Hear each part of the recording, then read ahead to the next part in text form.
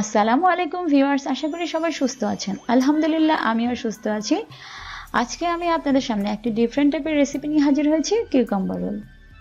Cucumber রোলে পানি দিচ্ছি, আসলে পানি না, একটু লেবুর রস দিচ্ছি। চলুন দেখিনি কি কি লাগে। চিকেন নিয়েছি হাফ কেজি, আদা বাটা, রসুন বাটা, ওয়েস্টার সস সবকিছু আমি 1 চা চামচ করে নিয়েছি। লবণ স্বাদ মতো, গুঁড়ামরিচ 1 চা চামচ, এটাও আপনাদের পছন্দ মতো দিয়ে নেবেন। এখন আমি সমস্ত মশলাগুলি ভালো করে মিক্সড করব যাতে চিকেনের ভিতরে ঢোকে। দেখুন ভালো করে মিক্স করে নিয়েছি। আর লাস্টে একটু তেল অ্যাড করব। তেলটা অ্যাড করলে এই চিকেনের স্বাদটা আরও বেড়ে যায়। 10 মিনিট ম্যারিনেট করে ফিরে আসলাম। প্রথমে আমি প্যানে সামান্য পরিমাণে তেল দিব, আর চিকেনে আগেই আমি একটু তেল দেওয়ার কারণে, আর তাছাড়া এই ম্যারিনেট করা চিকেন করতে বেশি তেলের প্রয়োজনও হয় না। আর এখানে আমি কিন্তু কোনো পানি অ্যাড করব না। চিকেন থেকে যে পানি বের হবে তাতে এই চিকেনটা পুরো সিদ্ধ হয়ে যাবে। 10 মিনিট ঢেকে দিব, 10 মিনিট পরে ফিরে আসছি। আর এই 10 মিনিটের জন্য আমি একটা ব্রেক নিচ্ছি, টি ব্রেক। হ্যাঁ, আমি একটু এখন চা খাবো। আর এই চায়ের রেসিপিটা আমি আপনাদের দেখাচ্ছি না, কিন্তু জাস্ট একটু শেয়ার করছি এই কারণে যে আমার আশেপাশে পরিচিত যাদেরই প্রায় শোনা যাচ্ছে জ্বর ঠান্ডা লাগছে। আর এই জ্বর ঠান্ডা লাগলেই আমরা একটু ভয় পাই যে না জানি করোনা হচ্ছে। আসলে ভয় না পেয়ে, আর আমার তো ঠান্ডা লেগেই থাকে, আর আমার ফ্যামিলির জন্য আমি 2 বার চা দিচ্ছি, সকালে বিকালে 2 বার। আপনারা চাইলে আর একটু বেশিও খেতে পারেন।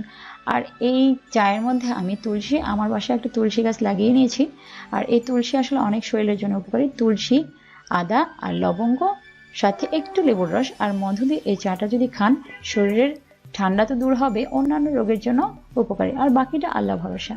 আর কাজের ফাঁকে ফাঁকে নিজের যত্নটা আসলে আমাদের সবারই নেওয়া উচিত, কারণ কাজ করতে করতে টায়ার্ড হয়ে গেলে পরবর্তী কাজগুলো কিন্তু ভালো হবে না।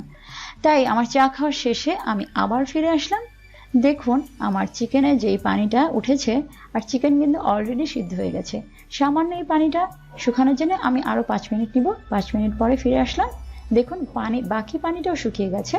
আর যতটুকু আছে এইটুকু আর আমি শুকাবো না, হালকা একটু পানি থাকবে, বেশি ড্রাই করব না, তাতে কিন্তু ভালো লাগবে না চিকেনটা। আর এই মশলা মাখানো প্যানে আমি পেঁয়াজটা দিয়ে দিচ্ছি। পেঁয়াজ কুচি আমি নিয়েছি একটা বড় পেঁয়াজ কুচি। আর এই পেঁয়াজ কুচিটা আমি একটু হালকা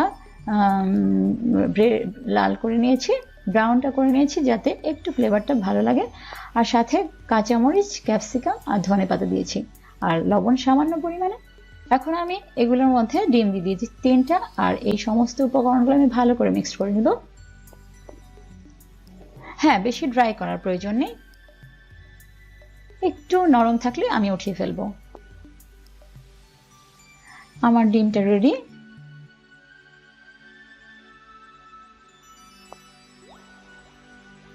যে চিকেনটা আমি রান্না করেছিলাম সেইটা এখন আমি হাড় ছাড়িয়ে নিব।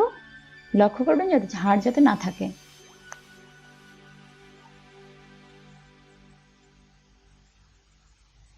সমস্ত চিকেনগুলো আমি হাড় ছাড়িয়ে নিলাম।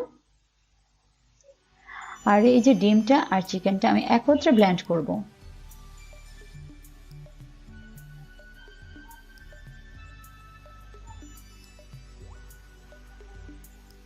দেখুন সমস্ত উপকরণগুলো আমি ব্লেন্ড করে নিচ্ছি।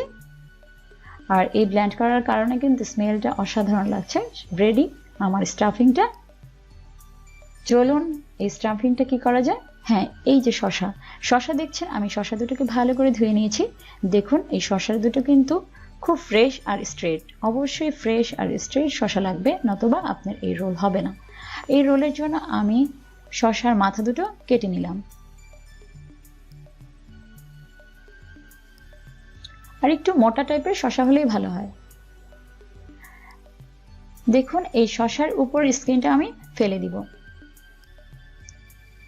হ্যাঁ, দেখুন এই যে এই ধরনের একটা কাটার দিয়ে উপরে এই সামান্য পরিমাণ স্কিনটা ফেলবো। হ্যাঁ, সমস্ত স্কিন ফেলবো না, জাস্ট উপরের স্কিনটা ফেলে দিয়ে এখন আমি পরবর্তী স্টেপটা যেভাবে কাটবো, দেখেন স্লাইস স্লাইস করে কাটছি। পাশে কিন্তু আমার স্কিনটা রয়ে গেছে। আস্তে আস্তে করে এভাবে করে স্লাইস করে কেটে নেবেন যাতে না ছিঁড়ে যায়। ছিঁড়ে যাওয়া স্লাইসগুলি দিয়ে কিন্তু রোল হবে না। দেখুন কি সুন্দর করে স্লাইস হয়েছে। আর আপনারা চাইলে ছুরি দিয়েও স্লাইস করতে পারেন। তবে সাবধানে একটু স্লাইসটা করতে হবে।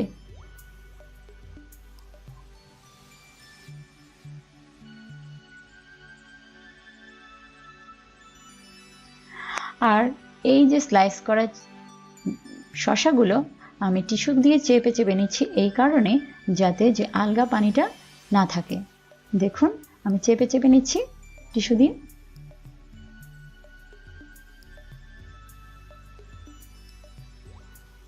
দেখেছেন কি সুন্দর ড্রাই হয়ে গেছে।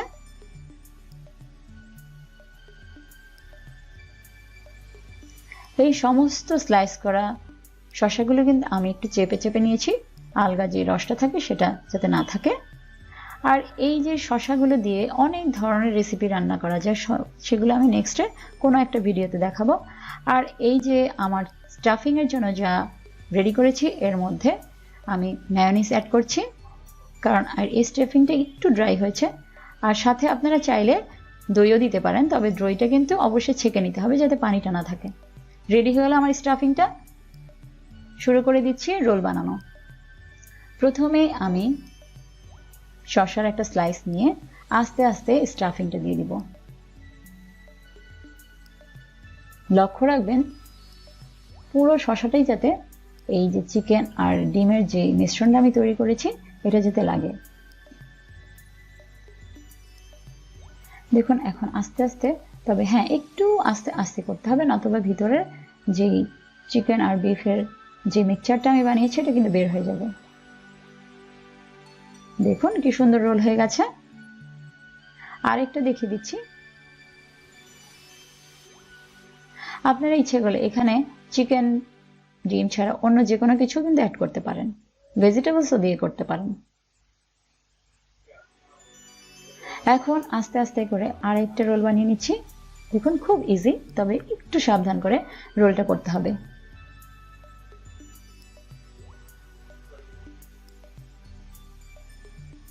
দেখুন সুন্দর করে আমি আরেকটা রোল করে নিচ্ছি।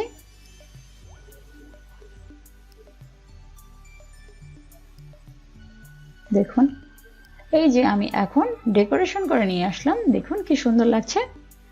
আপনাদের পছন্দ মতো ডেকোরেশন করতে পারেন। হ্যাঁ আমি একটু ঠান্ডা, বললাম যে ঠান্ডা লেগেছে আমার, তাই আমি একটু তুলসী পাতা অ্যাড করেছি আর একটু গাজর দিয়ে গার্নিশিং করেছি। আর এই যে জুসি জুসি যেটা দেখছেন সেটা হচ্ছে আমি এটার মধ্যে পুদিনা পাতা জাস্ট একটু ক্রাশ করে নিয়েছি, তবে পেস্ট না, আর একটু লেবুর রস দিয়েছিলাম আর একটু লবণ দিয়েছি।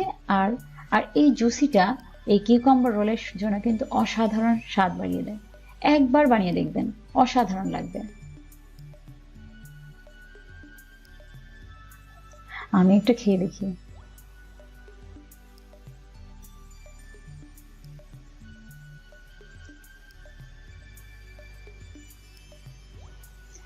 অসাধারণ লাগছে। আমার কথা বিশ্বাস না হলে একবার অবশ্যই ট্রাই করবেন। আর এই ঝোলটা কিন্তু অবশ্যই মজা। এই রেসিপিটা যদি কেমন লাগলো কমেন্ট করবেন, লাইক শেয়ার সাবস্ক্রাইব করতে ভুলবেন না। আল্লাহ হাফেজ।